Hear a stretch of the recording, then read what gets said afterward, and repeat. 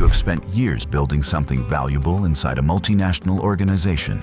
You led teams across borders. You made decisions that shaped the direction of the business.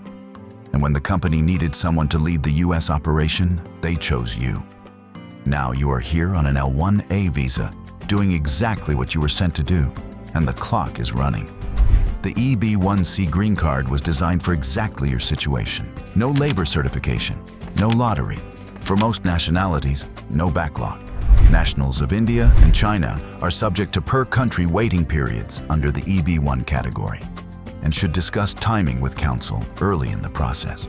But the standards are strict, the evidence requirements are specific, and the cases that fail almost always fail for the same preventable reasons.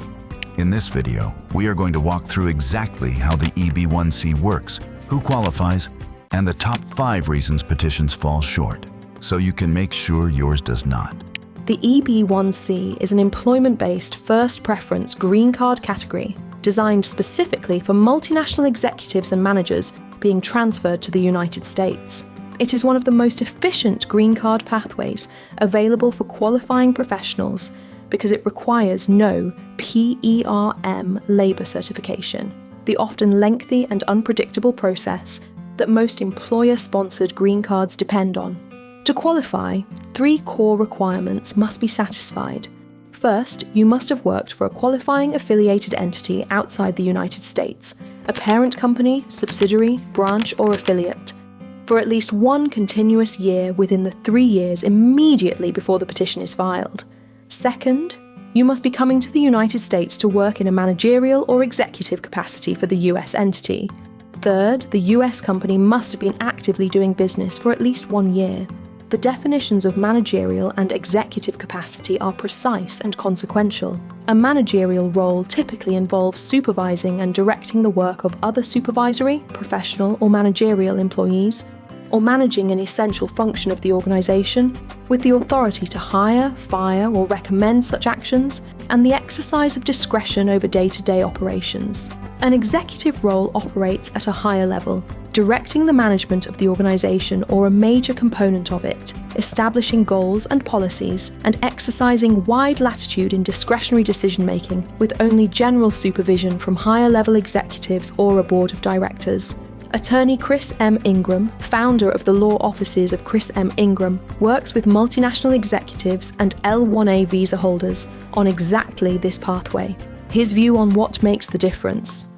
The EB-1C is one of the smoothest and most reliable routes to permanent residency for qualified leaders, when the evidence is assembled correctly. The mistake most petitions make is assuming that a senior title is enough. USCIS wants to see the substance behind the title, the duties, the authority, the scope.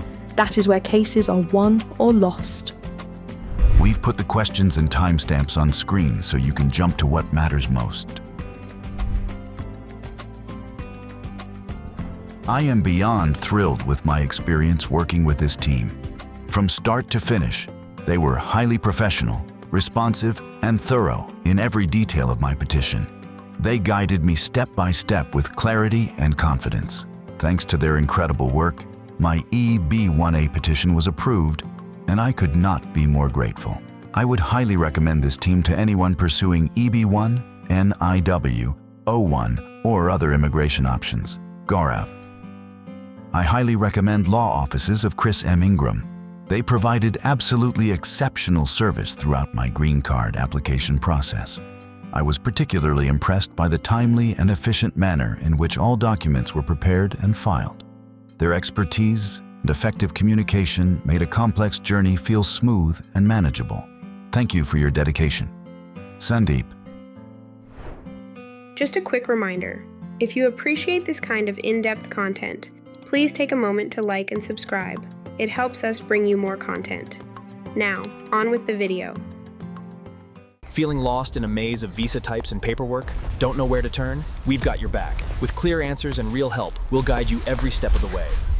Let's navigate it together. Your journey starts today.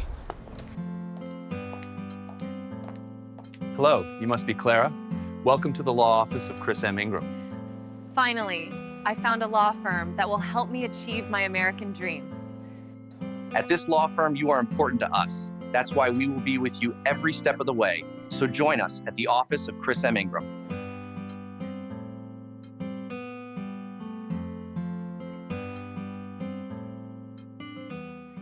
Those reviews represent executives and managers who navigated this process successfully. Now let us walk through how one journey actually worked. Markus Weber grew up in Stuttgart, the son of an automotive engineer and a corporate lawyer. He completed his degree in business administration and computer science at the Technical University of Munich, then joined a mid-sized German enterprise software company as a product manager. Over 12 years, he moved through the organization steadily, from product management to regional director to chief operating officer for the company's European division. In 2022, the company made a strategic decision to expand aggressively into the North American market. They had a product that was gaining traction with mid-market manufacturers. They needed someone who understood the product, the company's culture, and how to build an operation from the ground up. They chose Markus. He arrived in the United States in early 2023 on an L-1A intra-company transferee visa with his wife Lena and their 2 school-aged children. His mandate was clear: establish the U.S. subsidiary, hire a leadership team, and build the infrastructure for North American operations. Within 18 months, the U.S. entity had 12 full-time employees, 2 enterprise clients, and a revenue base that justified the investment. As the L-1A renewal cycle approached, the company's US General Counsel raised the green card question. Markus had been quietly wondering the same thing. The L-1A had a maximum stay of 7 years for executives and managers, and they were already 2.5 years in. If the green card process was not started soon, the timeline would become uncomfortable. The company engaged the law offices of Chris M. Ingram. Attorney Chris Ingram's team conducted a thorough assessment.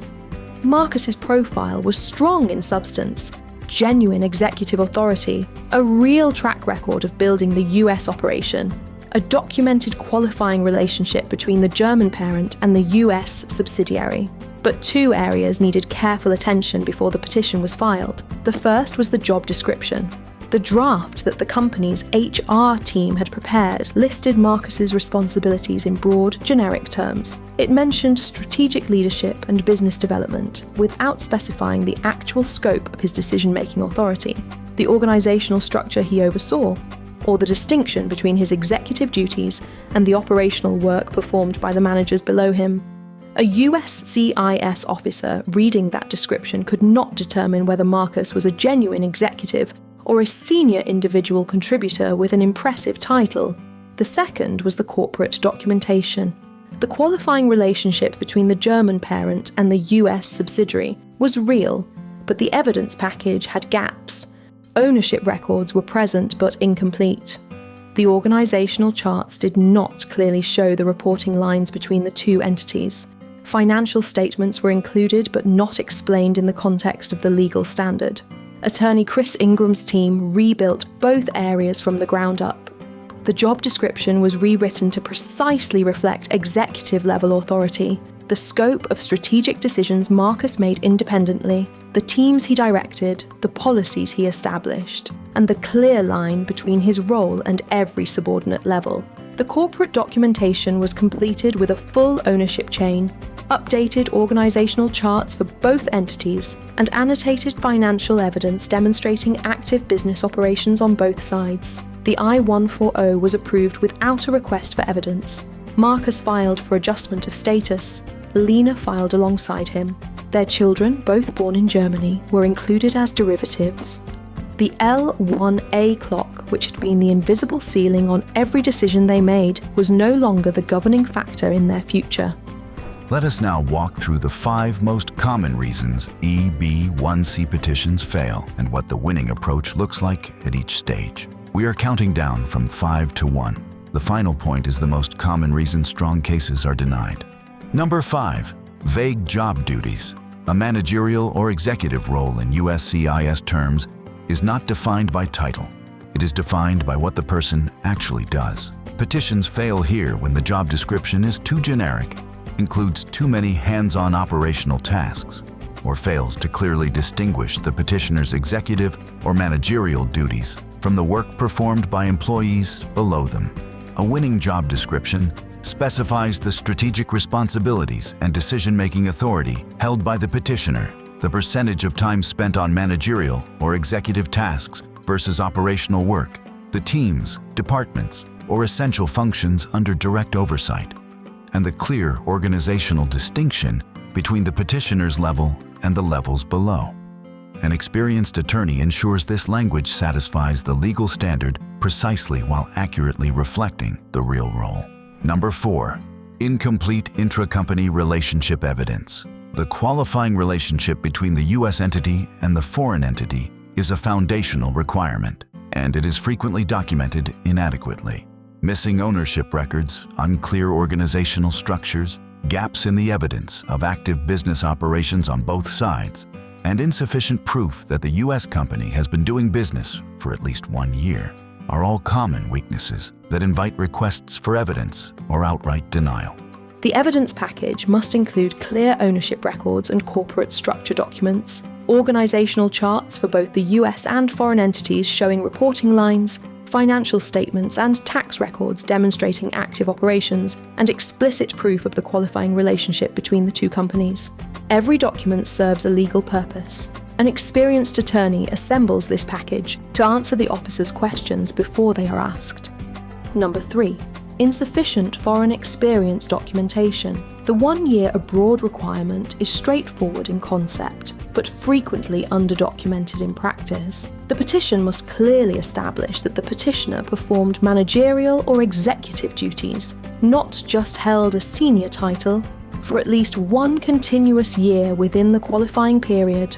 Vague or brief descriptions of the foreign role, unsupported by detailed evidence of actual authority and responsibilities, leave the officer with insufficient basis to confirm the requirement is met. Strong documentation of the foreign role includes detailed letters from former supervisors describing daily duties and level of authority, organizational charts showing the petitioner's position in the hierarchy, specific examples of strategic decisions made and their outcomes, and evidence of the percentage of time spent on managerial versus operational tasks. Number 2. Generic support letters.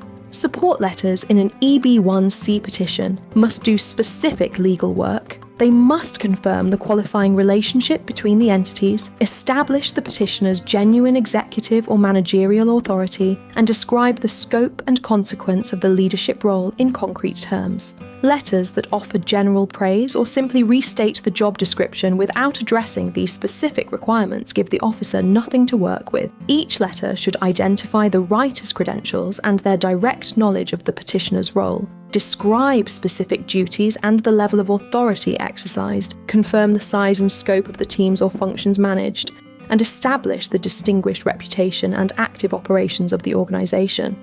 And number 1. Overall petition weaknesses. Even when the basic qualifications exist, many EB-1C petitions are delayed or denied because the submission is poorly organized, missing critical documents, or fails to connect the evidence explicitly to the legal requirements. An officer reviewing a disorganized petition must search for the answers. Officers who have to search for answers are officers who write requests for evidence. Attorney Chris M. Ingram is direct on this point. A winning EB-1C petition is a carefully constructed story. Every document has a purpose. Every section answers a specific legal question. The cover letter maps every exhibit to every requirement. When the petition is built this way, the officer does not have to wonder whether the standard is met. The answer is visible on every page. The solution is a comprehensive cover letter that maps every piece of evidence to the specific EB-1C criteria.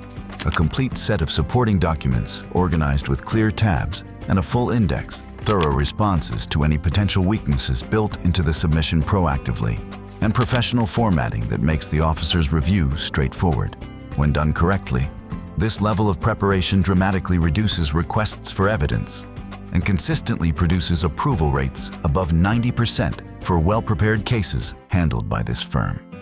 Attorney Chris M. Ingram is often asked, "I am on an L-1A visa right now. Does that automatically mean I qualify for an EB-1C green card?" You are asking this because the L-1A and the EB-1C use similar concepts, multinational executive or manager, and the connection seems logical. The L-1A and the EB-1C share the same definitional framework, but approval of an L-1A does not guarantee approval of an EB-1C. The EB-1C requires independent evidence that meets the green card standard, which is more demanding than the non-immigrant standard. The foreign experience requirement, the documentation of the qualifying relationship, and the job description for the US role all need to be built to a higher evidentiary standard. Many L-1A holders do qualify for the EB-1C, but the petition must be prepared as if the L-1A approval is irrelevant, because in USCIS's adjudication of the I-140, it largely is. Attorney Chris M. Ingram is also asked, our US company is relatively small. Does company size affect EB-1C eligibility? You are asking this because you are concerned that a smaller US operation may not look substantial enough to support a genuine executive or managerial claim. There is no minimum company size requirement for the EB-1C. What the standard requires is that the company is a legitimate, actively operating business with a genuine qualifying relationship to the foreign entity. Smaller companies can and do qualify, but they require stronger evidence that the petitioner's role involves true executive or managerial authority rather than hands-on operational work. In a small organisation, the line between executive and operator can blur quickly.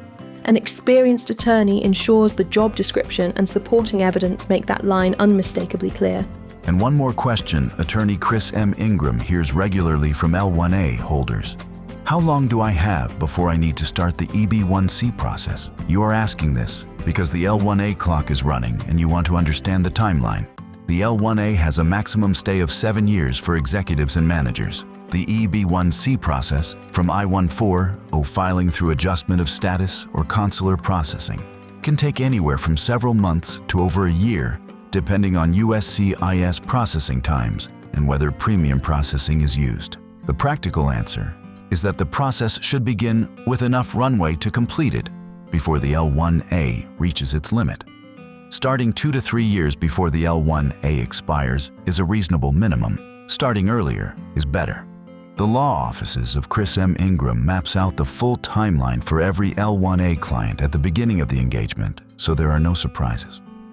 If the EB-1C is not the right fit, either because the US company has not yet been operating for a full year, because the foreign experience documentation is incomplete, or because the role does not clearly meet the executive or managerial standard, there are pathways that maintain status and keep the green card process moving forward. Pathway 1. The L-1A visa itself, extended or renewed, buys time while the EB-1C eligibility is strengthened. If the US company is new and has not yet reached the 1-year operating threshold, an L-1A new office visa can bridge the gap. The new office L-1A is specifically designed for executives and managers establishing a new US operation, and it provides the time needed to build the evidence base, including the US company's track record, that the EB-1C requires. Pathway 2. For executives whose individual achievements extend beyond their organisational role, those with industry recognition, board memberships, significant publications or speaking engagements, or a professional profile that stands independently of any single employer. The EB-1A Extraordinary Ability Green Card may be available in parallel or as an alternative. The EB-1A requires no employer sponsor and no qualifying relationship between entities. It is built entirely around the individual's record. One important clarification: the EB-1A does not carry its own separate visa queue. It draws from the same EB-1 allocation as the EB-1C. For most nationalities, the EB-1 category is immediately current, meaning no waiting period for a visa number once the petition is approved. But for nationals of India and China, per-country limits apply to the EB-1 category, regardless of which subcategory is used. An Indian or Chinese national pursuing EB-1A instead of EB-1C is not escaping the backlog. They are approaching it with the added advantage of self-petition flexibility and an independent evidentiary record. That distinction matters, and it changes how the strategy is built. For senior executives who have built a public profile in their industry, the EB-1A is worth a serious assessment, with clear-eyed expectations about timing based on country of birth. The law offices of Chris M. Ingram evaluates both options for every executive client and recommends the strategy that fits the full profile. Start by reviewing the job description for your current U.S. role with the legal standard in mind, not the HR standard. The question is not whether the title is impressive. The question is whether the description clearly establishes that you direct the management of the organization or a major component of it, that you exercise wide latitude in discretionary decision-making, and that the majority of your time is spent on executive or managerial duties, rather than hands-on operational work. If it does not do that clearly, it needs to be rebuilt before any petition is filed. Then audit the corporate documentation on both sides of the qualifying relationship. Ownership records, organizational charts that show reporting lines between the U.S. and foreign entities, financial statements and tax records demonstrating active operations, proof that the U.S. company has been doing business for at least 1 year. These documents form the foundation of the petition. Gaps in this foundation invite requests for evidence that add months to the timeline. If you are on an L-1A and the 7-year clock is a factor in your planning, do not wait until year 5 to begin the EB-1C process. Start the conversation now. The law offices of Chris M. Ingram maps out the full timeline at the beginning of every engagement, so clients are never making decisions under deadline pressure. Visit breakthroughusa.com to schedule a consultation with attorney Chris Ingram's team and find out exactly where your EB-1C case stands. Marcus's children are both in school now in the same city where their father built something from nothing. A team, a client base, a US operation that did not exist 3 years ago. The L-1A clock that used to sit in the back of every conversation, every hiring decision, every client commitment, every long-term plan, is no longer the governing factor. The EB-1C did not change what Marcus does. It changed what he can plan for. The company trusted him to build something that would last. The petition made the case that he had already done exactly that. A well-prepared EB-1C petition does not ask for special treatment. It presents the evidence of what has already been built, makes it impossible for the officer to reach any conclusion other than that this person belongs here. If your situation looks anything like Marcus's, an L-1A, a U.S. operation you have built, and a clock that is running, the next step is a conversation.